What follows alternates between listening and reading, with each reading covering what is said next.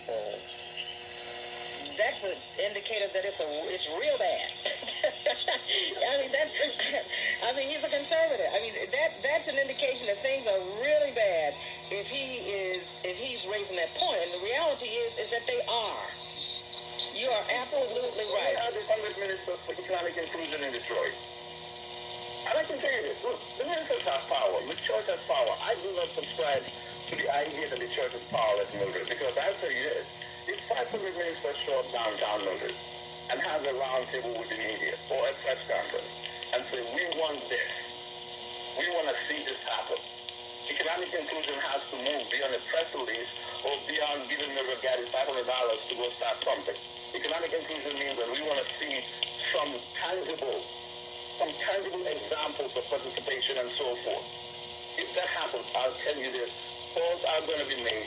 There's going to be some movement in City Hall because power never moves unless it is under pressure. That's how it has always been. Without a doubt. 568-1200 is our number. John, we got a few minutes left. You can talk with Bankley Thompson. I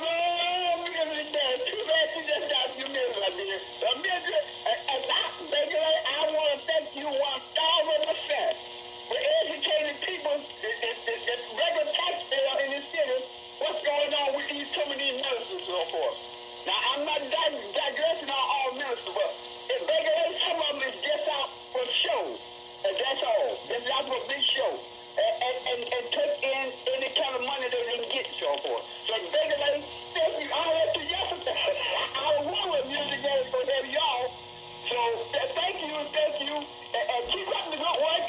You have touched all this business as far as communication. Thank you very much. Bankley in this. Go ahead, Bankley. I want to come to your point, though, about the kids and, the drug houses and so forth. If you're not moved by the fact that little kids, as young as 4, 5, 6, 7, who are trying to make it to a school or to a district that is not even that perfect, but they have all sorts of impediments, drug houses in front of them, if that doesn't move you to act, because that's the people, what else will move you? That is easy.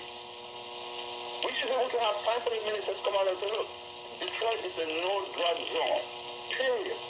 And this is what we're going to do. We're going to deploy our members. We will do this. We're going to make sure that we clean. In fact, we're going to divide this neighborhood. We're going to adapt this neighborhood. 10 churches will adapt this neighborhood. 10 other churches. It will make a significant difference. Oh, without a doubt. It will make a difference. Those 500 ministers can go to City Hall and demand some funding to carry out that project. Without a doubt. I want to share something else you said in this column, and then, Bankley, I want you to tell our listeners where to go to finish reading it.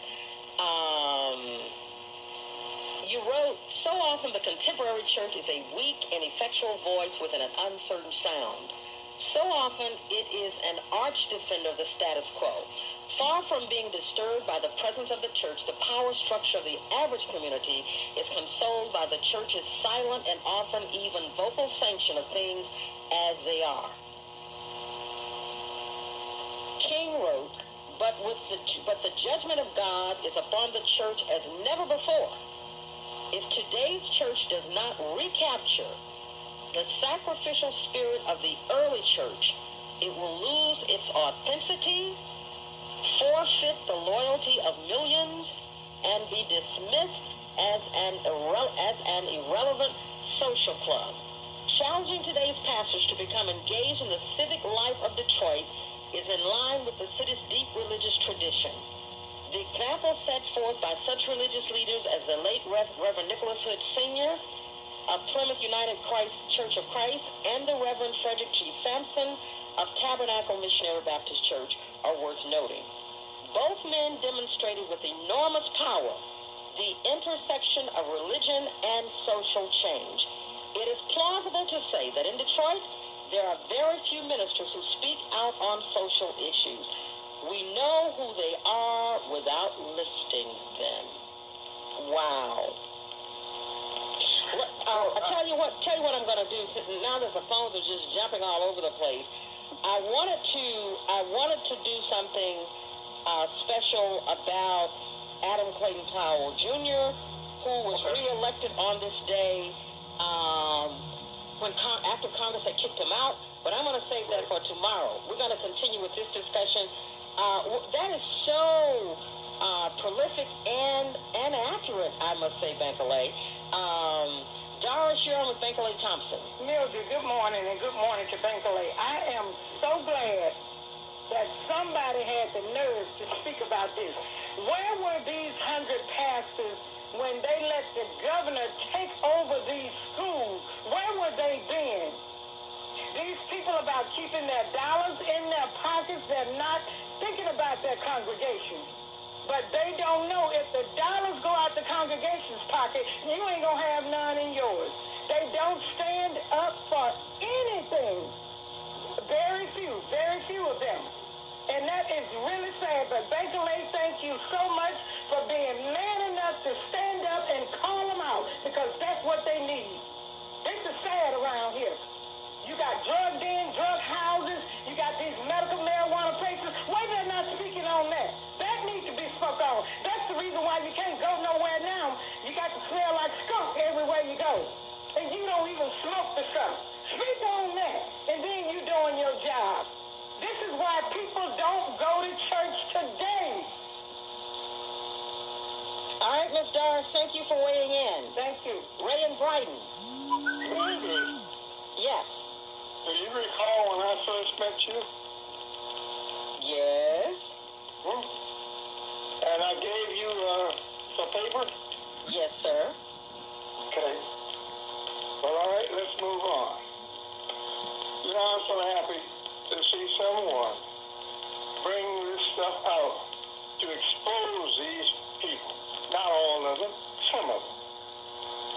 And this is the great tragedy. And Mildred, I'm damn near 90 years old. And I've seen this stuff all my life. And you know, it's about time for change. And it's about time that these congregations shake these ministers up and ask the question, come Sunday, were you standing on that riser?